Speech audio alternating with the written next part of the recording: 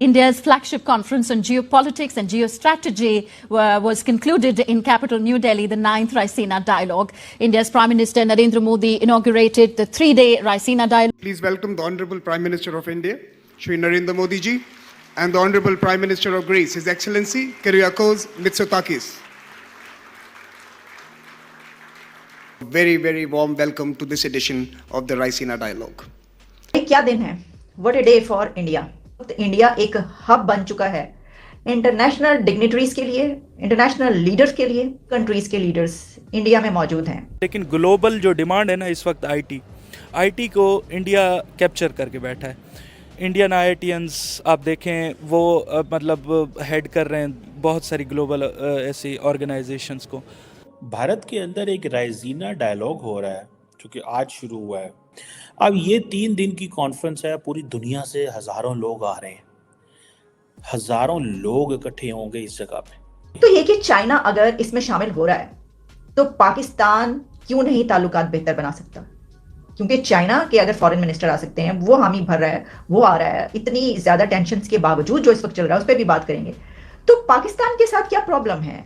राइजीना dialogue के बारे में अगर मैं आपको बताती चलूँ तो इसके अंदर 115 कंट्रीज इसमें पार्टिसिपेट कर रही हैं और इस वक्त 2500 के करीब जो पार्टिसिपेंट है वो इंडिया के अंदर मौजूद है। इंडिया क्या सोच रहा है और दुनिया को इंडिया में लेके आना और कहना, जैसे म्यूनिक सिक्योरिटी कॉन्फ्रेंस है, जैसे आपने डेवोस सुना होगा, इसी तरह रशिया भी एक कराता है। और अगर इसको ऑनलाइन देखा जाए तो हजारों सैकड़ों लोग जो है इस कॉन्फ्रेंस को इस वक्त ऑनलाइन मीडिया के थ्रू देख रहे हैं।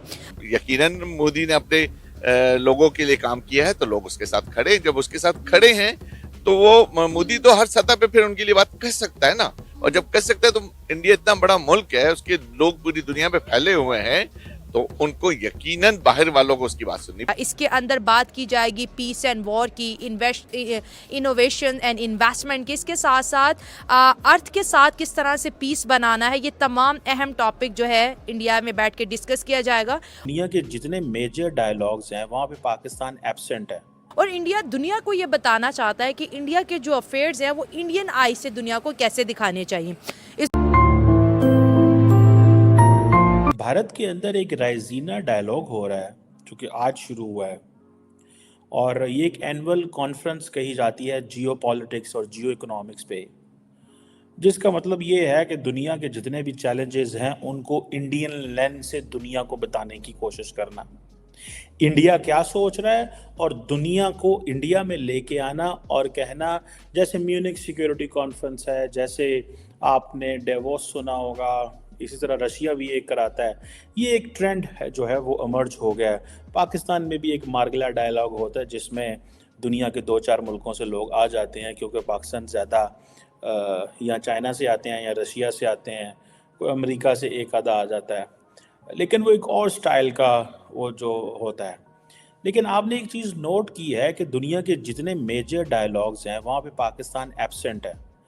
डेवोस में पुराना पाकिस्तान को बुलाया जाता है, पाकिस्तान वहाँ पे जाता है, लेकिन what can we contribute and how important it is.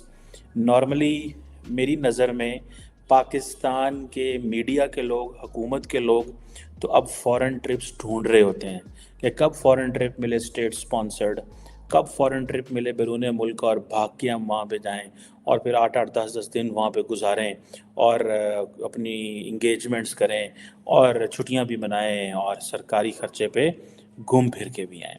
राइजीना dialogue जो है, ये जो डायलॉग है, जैसे मैंने बताया, एक एनुअल कॉन्फ्रेंस है जियो पॉलिटिक्स एंड जियो इकोनॉमिक्स पे, और जो कॉन्फ्रेंस है ये हर साल दिल्ली में होती है, जहाँ पे पूरी दुनिया के politicians, business, media, civil society आते हैं। आई थिंक पिछले साल मेरा ख्याल है इन्होंने बुलाया था, पिछले साल आई थिंक ईयू की जो हेड थी उनको बुलाया था।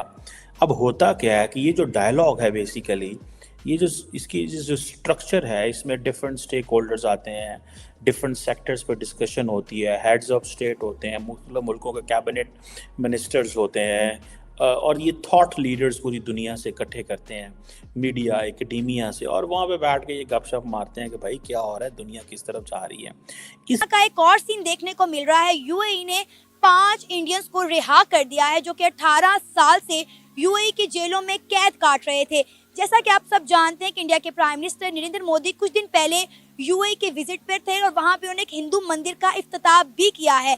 जैसे इंडिया के प्राइम मिनिस्टर नरेंद्र मोदी ने यूएई का दौरा किया, यूएई ने 5 इंडियंस को रिहा कर दिया जो 18 साल से यूएई में कैद काट रहे थे। इसी जो है ना यूएई, उसमें मैं 5 साल रहा हूँ यूएई, तो यही है कि जो उसका नाम क्या है कि वो उनके मंदिर बने हुए हैं इंडिया के, और यूएई इससे बहुत फ़ायदा उठाता है। जो लोग जाते हैं मंदिर में वो पैसा डोनेट करते हैं, तो इसलिए उनको यूएई को बहुत ज़्यादा फ़ायदा है। उन्होंने मंदिर ही बनाया, और फिलिपिनों का जो फिलिपीनी लोग हैं सारों को उन्होंने बनाया हुआ है। एक तरफ मस्जिद है हमारी और एक तरफ उसका नाम क्या है, मंदिर नहीं, मस्जिद है, और क्या उस क्लब है। आपका माइंड है आप क्लब में जाएं, आपका माइंड है आप मस्जिद में जाएं। मतलब ये सारी चीज़ें उन्होंने बनाई हुई हैं। तो इसलिए जो यूएई की जो है वो नरेंद्र मोदी जो है इंडियन, वो उधर बहुत ज़्यादा लोग इंडियन, पढ़ा लिखा इंडियन है। जितना ज़्यादा आपने देखा है कि नहीं देखा, पढ़ा लिखा ज़्यादा इंडियन है, और वर्क बहुत ज़्यादा नीयत से करता है। इसलिए यूएई जो सबसे पहले वो यही चाहता है, इंडियन को प्रेफर करता है कि हमने इंडियन को रखना है, पाकिस्तानी को नहीं रखना। पाकिस्तानी क्या करते हैं कि उनके साथ वो पाकिस्तान, एक तो हम खुद मुसलमान हैं, वो हमसे बदतमीजी करते हैं तो हमसे बर्दाश्त नहीं होती। इंडियन को कहते हैं कुत्ता करते हैं तो कहते हैं यस बॉस, मतलब इनको ये प्रॉब्लम नहीं है। इसलिए यूएई और इंडियन का मामला तो बहुत सेट है। सर, अब तो यूएई के और ताल्लुकात इंडिया के साथ बेहतर हो गए हैं। तारीख में पहली बार ऐसा देखने को मिला है कि अबू धाबी के अंदर एक हिंदू टेम्पल बनाया गया। इंडिया के प्राइम मिनिस्टर नरेंद्र मोदी उसका इफ्तिताह करके भी आए हैं, और यूएई के साथ उनके ताल्लुकात बहुत ज्यादा बेहतर हो गए हैं। बिल्कुल ऐसे ही है। ये जबल अली में इनके मंदिर हैं, मैंने खुद देखे हुए हैं। मैं उधर टैक्सी आरटीए में काम करता रहा हूँ, और मैंने खुद कस्टमर छोड़े हैं। ये चीजें उनके लिए ये नॉर्मल है, ये हमारे लिए चीजें हैं, उनके लिए नहीं है, कुछ भी नहीं है। सर, आपने वहाँ पे क्या फर्क देखा है कि पाकिस्तानियों को और इंडियंस को कैसे यूएई में ट्रीट किया जाता है? यूएई तो जो है ना, यूएई में ये है कि लोग वो कहते हैं पैसा है, जिधर से भी है वो उनका एक ही मोटो है, पैसा है। अच्छा। उनके पास और कोई नहीं है। उनके पास अबू धाबी के पास तेल है, दुबई के में तो कुछ भी नहीं है। दुबई तो यशी में चल रहा है। तो जो तेल है वो अबू धाबी तेल से चल रहा है, और यूएई और इंडियन के साथ उनके बहुत अच्छे रिलेशन है, पाकिस्तान से ज्यादा अच्छे रिलेशन है। तो सर, ये फिर हम कह सकते हैं कि इंडिया के प्राइम मिनिस्टर नरेंद्र मोदी की पावर है कि उसने इस्लामी ममालिक के साथ भी अपने ताल्लुकात इतने बेहतर कर लिए कि इस्लामी ममालिक में इंडियन की इज्जत पाकिस्तानियों से ज्यादा है। बिल्कुल ऐसे ही है। मैं वहाँ मुस्लिम में मुझे मिलते थे, वो रोते थे कि हमारे साथ जुल्म होता है इंडिया में, हमें आप लोग तो बहुत अच्छे हो जो पाकिस्तान में रह रहे हो, हमारे साथ तो जुल्म होता है इंडिया में। मुस्लिम को वो बहुत पसंद ही नहीं करता नरेंद्र मोदी, लेकिन ये यूएई अपना फायदा देखते हैं। आपको पता है कि यूएई ने 950 पाकिस्तानियों को पिछले कुछ महीनों में बाहर निकाल दिया अपने मुल्क से। बिल्कुल ऐसे ही है, बस थोड़ी सी पाकिस्तानियों की भी हरकतें गलत होती हैं, इंडियन थोड़ा कम करते हैं। कि इंडियन के वो लोग जो हैं वो ज़्यादा पढ़े लिखे हैं, उसको वो हम क्या करते हैं कि हम जल्दी अपनी औकात बदल लेते हैं। इंडियन वैसे के वैसे रहता है, वो जितना भी अमीर हो जाए। अब वहाँ लुलू माल है, वो इंडियन का है, और उन्होंने इंडियन को नेशनैलिटी दे दी है। ज़्यादा इंडियन ही उधर है, पाकिस्तान तो दूसरे तीसरे नंबर पे।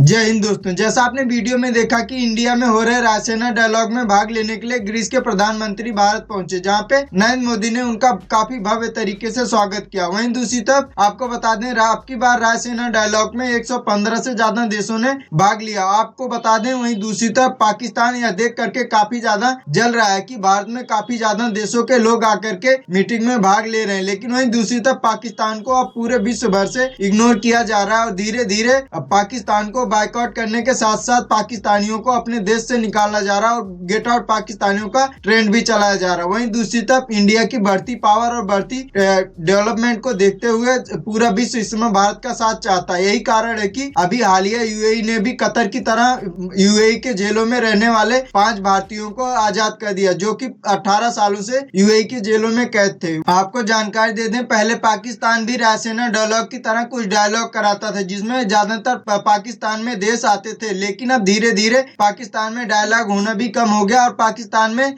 विदेश से जाने वाले नागरिकों की संख्या भी कम हो गई। पहले पाकिस्तान में जब कोई इवेंट होता था तो ज्यादातर देश जाते थे, लेकिन धीरे धीरे उसके आतंकवाद के कारण अब पाकिस्तान में ज्यादातर देश नहीं जाते और पाकिस्तान का बायकॉट करते हैं। लेकिन वहीं दूसरी तरफ बाद में हो रहे रायसीना डायलॉग में पहले तो 115 से ज्यादा देशों के अध्यक्ष आए, वहीं दूसरी तरफ 2500 से ज्यादा लोग यहाँ पे आए जो कि विदेशों से इस इवेंट में भाग लेने के लिए। और ऑनलाइन डिजिटल प्लेटफॉर्म पे भी इस मीटिंग को काफी ज्यादा देखा जा रहा है। यह देख करके पाकिस्तानी मीडिया काफी ज्यादा रो रहा है। आपको यह वीडियो कैसा लगा कमेंट में अपनी राय जरूर दें और ऐसा ही मजेदार वीडियो देखने के लिए हमारे चैनल को सब्सक्राइब करना ना भूलें। जय हिंद, जय भारत।